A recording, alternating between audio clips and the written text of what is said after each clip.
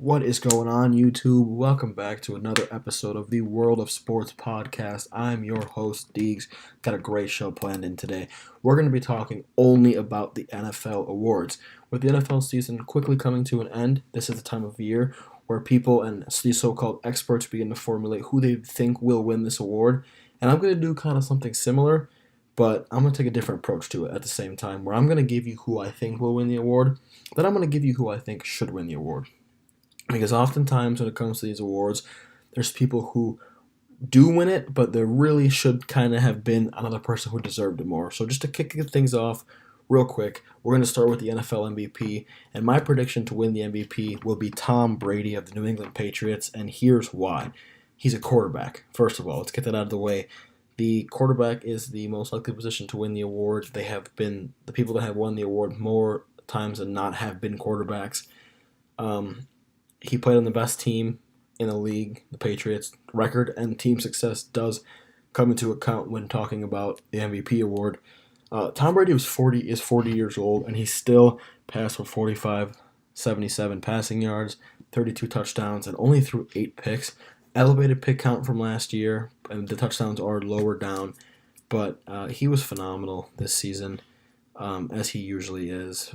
He had like 1 or 2 bad games, which is normal for Tom Brady, but this is a team that they're the front runners in the AFC, and he's the reason why they are the front runners in the AFC. So that's pretty simple.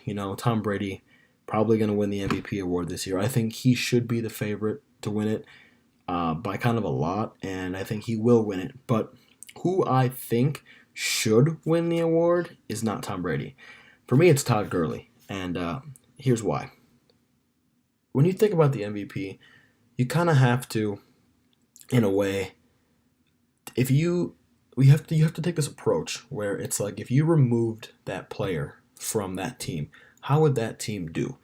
Assuming that the Patriots still had Garoppolo, if you took Brady out, the Patriots are still a playoff team. I mean, they're still going to win, especially with what Garoppolo's been doing with the 49ers. They're still going to win 10 or 11 games, just in my opinion. But if you take Gurley away from the Rams probably are as bad as the Browns, if not 1 or 2 games worse or better than the Browns are. So for me, Gurley did something incredible this season. He was the number 1 Pro Football Focus running back. He had a big year. He is probably, to me, him and his head coach, Sean McVay, are the reason why the Rams transformed themselves from a team that won, I think, 4 or 5 games last year to a playoff team. They averaged the highest point per game in the NFL. Gurley himself had 19 total touchdowns to go along with over 2,000 total yards. He caught 64 passes. It's just an incredible year from Todd Gurley. He won't win the award just because if you look at the running backs in the past that have won it, the kind of numbers that they've put up have just been incredible and insane. But there's no reason that Todd Gurley should not be in the conversation, at least with Brady. And to me, he's the MVP because the Rams, how much they need him, how much he is truly valuable to a Rams team that shock everyone. If you told me at the beginning of the year that the Rams are going to win that division and lead the NFL in total points per game, then kudos to you, man, because you're really smart. But that's just what I think. If you disagree with me, let me know in the comments. But let's move on to our next award, Offensive Player of the Year, who I think will win it. I hate to sound kind of like a broken record, but it's going to be Todd Gurley. I mean, come on. The only other guy who I could mildly see potentially winning this award would be Antonio Brown, and he didn't play in the last 3 games, and I truly think if Antonio Brown played, he would give Gurley a run for his money, just because Antonio Brown's Antonio Brown. He was having a phenomenal year. But you already heard what I said about Todd Gurley. He's the guy who I think will win it. He's the guy who I think should win it. Anytime you have a non-quarterback kind of player competing for that MVP award, if he's even in the discussion for it, probably going to win Offensive Player of the Year. So that's who I have winning the Offensive Player of the Year. Let's move on. Let's keep this short. Defensive Player of the Year. Who I think will win it. A guy who's kind of flying under the radar. Not a lot of people have been talking about this guy, probably because his team was really bad this year. But Chandler Jones, former New England Patriot, Chandler Jones, now playing for the Arizona Cardinals. Big reason why I have Chandler Jones winning it is because the voting tends to kind of just view sacks when it comes to Defensive Player of the Year award. And he did lead the league in sacks. He had 17 sacks this year. Chandler Jones is a phenomenal player. But some people are talking about him being the best edge rusher in the league. And that's not even close to being true. I would take a guy, I would for sure take, not really an edge rusher, but I would for sure take Calais Campbell over Chandler Jones. I would take Von Miller. I would take J.J. Watt, obviously, when healthy. And now people are just talking about, because he had a phenomenal year, that Chandler Jones, and I'm not saying Chandler Jones is not a great player, because he's amazing. He's a great athlete. He gets off the line quick. He gets to the quarterback. He's really strong and athletic for how big he is. But just the simple fact that he had 17 sacks really shouldn't be the reason why he should be Defensive Player of the Year. And I think he's going to win it. I don't think Calais Campbell's going to win it. And I don't think my pick, who I think should win it, is going to win it at all. But transitioning into that, the guy who I think should win it and might come as a surprise for you guys is Harrison Smith of the Minnesota Vikings. Now, I know it's very unusual for secondary players to win Defensive Player of the Year. But if you look at first of all, the Vikings are, if not the best defense, maybe behind Jacksonville, the second best defense in the league right now. And Harrison Smith is the best player on the Vikings defense, in my opinion. He was a number 5 Pro Football Focus safety, grading out a little bit over 90 point something, I believe. This is an insane stat that I was reading today. He was thrown out 20 times this year, and he allowed 9 receptions, only 1 touchdown, no penalties, and 3 picks. In 20 attempts thrown at him, he had 3 picks. That's insane. Also, there's also a chart. You can find it if you just Google Harrison Smith lineup chart. He lined up at edge rusher, linebacker, corner, slot corner, strong safety, and free safety for Minnesota this year. And they're not like super skewed. I mean, obviously he's going to line up at safety more, but it's kind of, for the most part, pretty well-rounded. So this is a guy who is playing at 6 different spots on the field at all times. And the numbers that he's putting up by playing there, obviously, he's an all-pro first team. He had 5 picks this year, 1.5 sacks. So the sacks really aren't coming a lot. But just Harrison Smith is an absolute monster. He plays on a phenomenal defense. Just everything he does for that defense that really makes them great, I think he should at least be in the consideration for Defensive Player of the Year, if not the winner. And it's a shame that the Defensive Player of the Year award doesn't really go in depth, because you could probably look back the last 25 Defensive Player of the Year awards and look at the numbers of those guys compared to other guys who could have possibly won it, and you'd be shocked at how many people with this whole advanced stats thing now really didn't deserve Defensive Player of the Year and just won it because they had a bunch of sacks or something. So that's my little rant there. I don't think there's a chance in hell Harrison Smith wins it.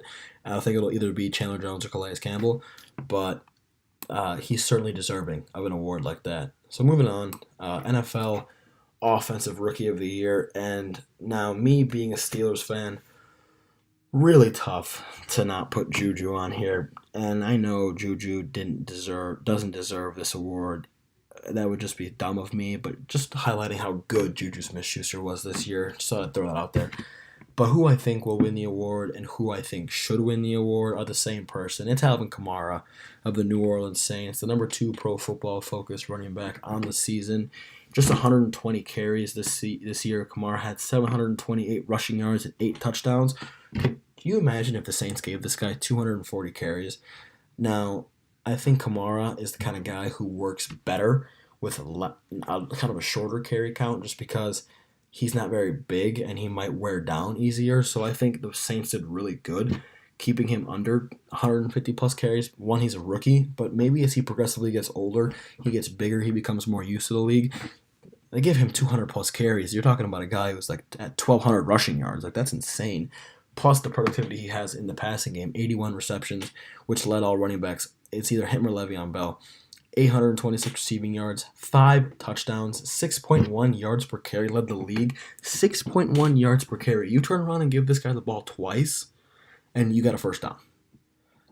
You saw that the Saints struggled the first 2 games. They ship Adrian Peterson off. They start giving Kamara the ball, and he goes off, completely off. This dude, to me, should be in the conversation for Offensive Player of the Year. He won't win it because Gurley was phenomenal. Don't expect him to keep these same numbers up, because his numbers are video game-like. They're way too insane for him to be able to keep this pace up. But, I mean, 13 total touchdowns from a rookie That's insane. I know Kareem Hunt led the league in rushing yards, but there was like a 3 or 4 game span where Kareem Hunt just disappeared, and that's a product of his coach not giving him the ball. Yes, but you can't when it comes to winning an award, you got to look at the numbers, and the numbers for Alvin Kamara and the Saints' success are there and very evident. So I think Kamara should win it. I think he will win it. Let's move on to Alvin Kamara's teammate, the NFL Defensive Rookie of the Year. That's going to be Marshawn Lattimore, the corner out of Ohio State. Lattimore was the number 4 pro football focus corner.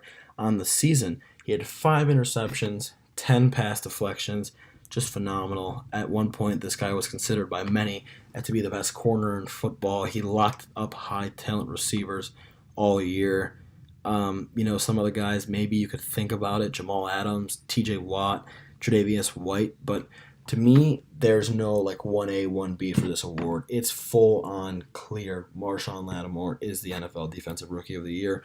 The Saints defense last year was atrocious, and they bring this guy in, and I know there's Ken Crawley and Cam Jordan and all these other guys, but they bring Marshawn Lattimore into that secondary, and he transformed that secondary. He gave them that true elite lockdown corner who was incredible this year. There was some stat. He had the lowest completion percentage against among all corners in the National Football League.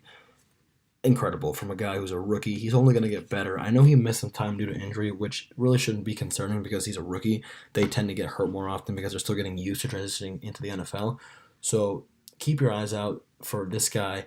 The Saints got a steal with Marshawn Lattimore. He is my pick to win it. He's the guy who deserves to win it. I will be wholeheartedly shocked if Marshawn Lattimore does not win NFL Defensive Rookie of the Year. And for our last award today, we're going to talk about NFL Comeback Player of the Year. I will tell you right off the bat, I do not think the person who will win it is the person who should win it.